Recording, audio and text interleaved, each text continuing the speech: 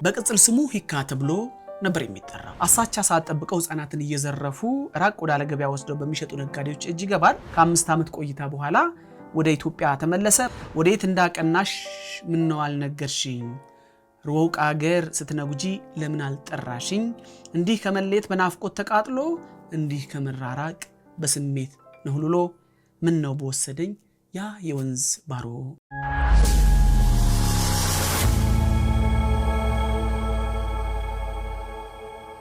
ጤና ይስጥልን። ታዲያስ እንዴት ናችሁ? ክቡራትና ክቡራን ታዳሚዎቻችን ዘመንና ወሬያችን ጀምሯል። በዘመን ውስጥ በርካታ ነገሮች አሉ። ደስታ፣ ሐዘን፣ ፍቅር፣ እንደዚሁም ጭንቀት፣ አንዳንድ የመለፍ ሲል ደግሞ የጋራ የሆኑ ብዙ ነገሮች ያስተሳስሩናል። በቅጽል ስሙ ሂካ ተብሎ ነበር የሚጠራው። ሂካ ማለት በአፋን ኦሮሞ ቋንቋ ተርጓሚ ማለት ነው። ወላጆች ያወጡለት የመታወቂያ ስም ማን እንደነበር ለማወቅ አስቸጋሪ ቢሆንም ወደ ምጽዋ ዘልቆ ክርስትና ከተነሳ በኋላ ግን ኦኖሲሞስ እንደተባለ ይታወቃል። ኦኖሲሞስ ውልደቱ ኢሊባቡር፣ በዛሬው አጠራር ደግሞ ኢሊባቡር ሁርሙ በተባለች አነስተኛ መንደር ነው። እንግዲህ ይህ ሰው የወንጌል ገበሬ የወለጋ እንቁ ነው። በ1880ዎቹ ስለነበረ አሁን ድረስ ስሙ እየተነሳ ስለሚጠራው ስለ አባ ገመቺስ ነው ማወራው። በአፍላ ዕድሜው እንግዲህ አባቱን በሞት ያጣው ሂካ ጉልበቱ ሳይጠና በዘመኑ በየስፍራው እየተዘዋወረ አሳቻ ሰዓት ጠብቀው ህፃናትን እየዘረፉ ራቅ ወዳለ ገበያ ወስደው በሚሸጡ ነጋዴዎች እጅ ይገባል። እንግዲህ በሰይፍ አስፈራርተው ከሚወዳት እናቱ እጅ ላይ በ12 ዓመቱ ነጥቀው እንደወሰዱት ነው የሚናገረው። እንግዲህ አንዱ ሰው እየተደረደረ መጣና ይላል በወቅቱ ስለነበረ ሁኔታ ሲያስታውስ፣ እጄን በመጎተት ወደ ራሱ ሳበኝ። እናቴም የተቀረውን እጄን አጥብቃ በመያዟ ፈጽሞ አትወስደውም ስትል ተከላከለች። ይሄኔ ሰውየው ሰይፉን መዘዘና የማትለቂው ከሆነ ሁለታችሁንም እገድላችኋለሁ ሲል ዛተብን። እናቱም ልጄ ከሚሞትብኝ ብላ ልጇን እጁን በመልቀቅ ለሽፍቶቹና ለወንበዴዎቹ አሳልፋ ትሰጣለች። እሱ በሽፍቶች እጅ ይገባል። እናትም እያዘነች ተመልሳ ትሄዳለች።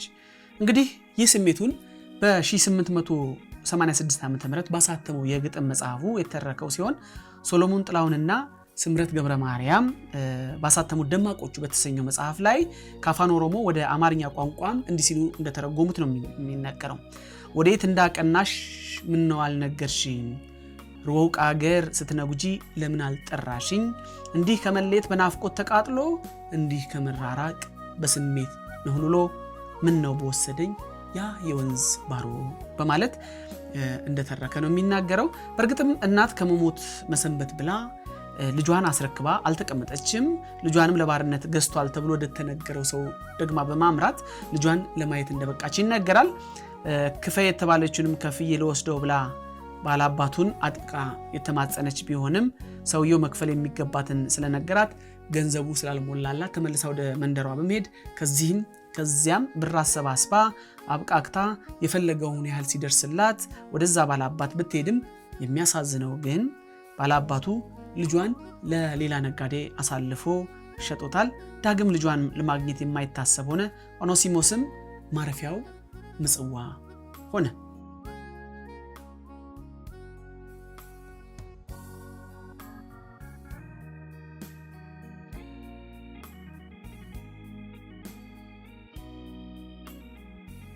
እንግዲህ ታሪኩ እንዲህ እያለ ይቀጥላል። ሂካ ምጽዋ ዘልቆ ክርስትና ሃይማኖትን ተቀብሎ ከሐዋርያው ጳውሎስ ጋር ታስሮ በነበረበት ኤኖስሞስ የሚጠራ ጀመረ። ውሎውን ከሃይማኖቱ ደጅ ባደረገ ጊዜ በኦሮምኛ ቋንቋ ስነ ጽሑፍ ስሙ እንዲጠራ ሊያደርገው የሚችል አጋጣሚም በዛ ወቅት ነበር የተፈጠረው። ስምን መልአክ ያወጣል እንዲሉ አበው ቀደም ሲል እንደገለጽ ነው። ሂካ ትርጉሙ ትርጓሜ ማለት ሲሆን ተርጓሚ ሆነ ይሰውም። በእርግጥም ኦኖሲሞስ ለሃይማኖት ፋይዳ ሲባል በተረጉማቸው ስራዎች የተነሳ ዛሬ ለአፋን ኦሮሞ ቋንቋ ከፍተኛ አስተዋጽኦ ካደረጉ ቀደምት ኢትዮጵያውያን ጸሐፍት መካከል የሚመደብ ሆኗል። የወንጌል ሰውነት ሚና እንዲጫወትም በአሳዳሪውም እንደታጨ ይናገራል። አሳዳሪው ሎንዶሃል በግል በጻፈው ማስታወሻ ላይ አስፍሮት እንደተገኘው ኦኖሲሞስ አባ ገመቺስ ብርቱና ተግባቢ እንደነበረ፣ የልብ ወዳጅ እንዲሁም ሊቀርቡት የሚገባ ትሁት፣ ፈጽሞ ደከመኝ የማይል የሚያውቅ የአማርኛ መጽሐፍ ቅዱስን ጠንቅቆ ከማንበቡም በላይ በውስጡ ያሉትን ዕውቀቶች ጥልቅ አድርጎ ተረድቶታል በማለት አድናቆቱ እንደገለጸለት ይነገራል። እንግዲህ በምጽዋ አማርኛን አፋን ኦሮሞን ሱዳንኛና ጀርመንኛ የተማረው ኦኖሲሞስ አባ ገመቺስ ከሃይማኖታዊ ትምህርት በተጨማሪ ጂኦግራፊንና የሂሳብ ትምህርትን አቀላጥፎ ያስኬደ ጀመረ። በትምህርት አቀባበሉ የተደነቁት ሚስዮናውያን ወደ ባህር ማዶ ይልኩታል። ወደ ሱዳን ተልኮም ይህ ሁሉ ሲሆን ወሩ እንግዲህ ሰኔ ወር ዘመኑ 1886 ዓመተ ምህረት ነበር።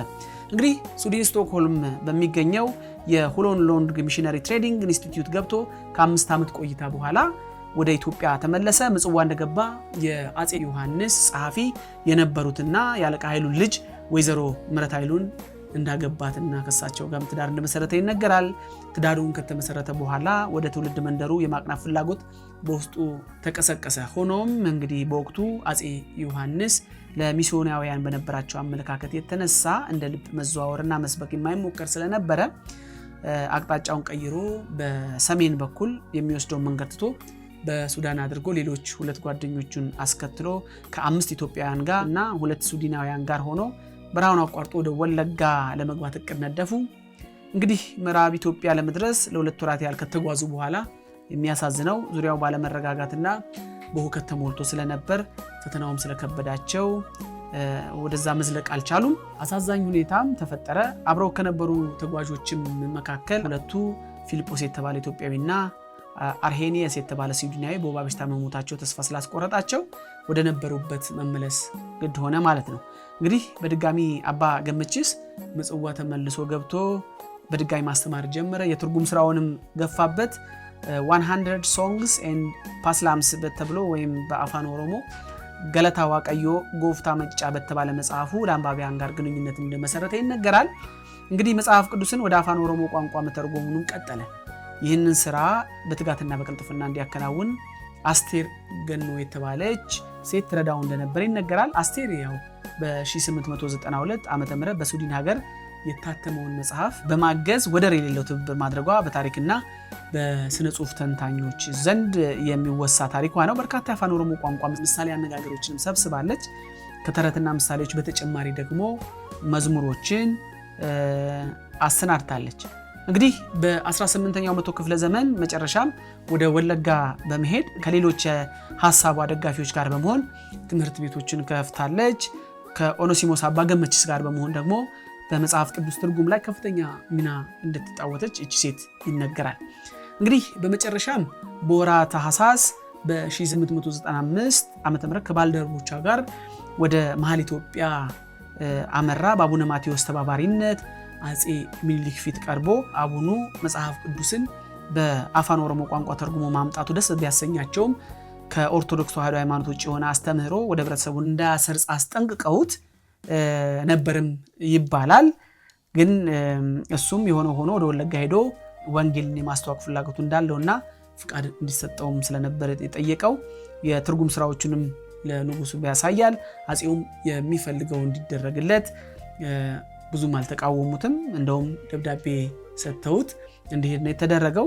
ደብዳቤውም ሞአንበሳ ዘምነገደ ይሁዳ ዳግማዊ ምኒልክ ስዩም እግዚአብሔር ንጉሠ ነገሥተ ኢትዮጵያ፣ ይህ ደብዳቤ በደጃዝማች ገብረ እግዚአብሔር አገር ለሚያቀናው ኦኖሲሞስ ከእርሱ ጋር ላሉ 10 ሰዎችና 3 ጠባቂዎች ፍቃድ ሰጥተውንቸዋልና ማንም መንገዳቸው ላይ ያቁም በሚል የይለፍ ደብዳቤ ተሰጥቷቸው ወደ ልጅነት ወደ ትውልድ መንደሩ እንደተጓዘ መዛግብቶች ይገልጻሉ። እንግዲህ ኦኖሲሞስ ሁኔታው የተደላደለ ሆነለትና በዚህም ደስተኛ በመሆኑ ወደ ሀገሩ የተመለሰው በአስተዳዳሪው ዘንድም ሞገስን እንዳገኘ ይነገራል። ትምህርት እንዲስፋፋ የመሰረት ድንጋይ የጣለ ሰው ነው። እንግዲህ በወለጋ አካባቢ ስለነበረው ሁኔታም በአንድ ወቅት እንዲህ ሲል ጽፎ ተናግሮ ነበረ። በጋብቻ ላይ የሚፈጸምን ጋብቻና በአካባቢው ላይ የሚታዩ ጎጂ ልማዶችን አጥብቀን ተፋልመናል። ከዚህ ሌላ በህብረተሰቡ መካከል ይዘወተር የነበረውን የጥንቆላ የድግምት መናፍስ መስዋዕት የማቅረብ ልማድ፣ ሐሰተኛ ምስክርነት፣ እንደዚሁም ውሸትና ሌላ ጎጂ ልማዶችን ከዓመት ወደ ዓመት እየቀነሱ ባስተማርነው መሰረት እንደመጣ አይተናል ሲል ገልጾ ነበረ።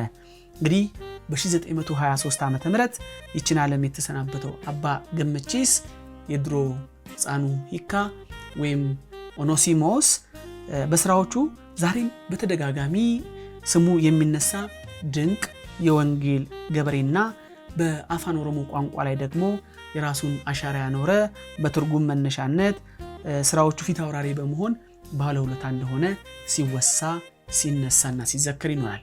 ታዲያ ይህ ሰው እንዲህ ከመለየት በናፍቆት ተቃጥሎ እንዲህ ከመራራቅ በስሜት ሆልሎ ምን ነው በወሰደኝ ያ ወንዝ ባሮ ብሎ ቢጸጸትም ሀገርን ያቀና ወንጌልን ቢሰብክም አባ ግምችስ ይጣራል ሲዘከር ዘንድሮ መጽሐፍት ያወራሉ። ጤና ይስጥልን።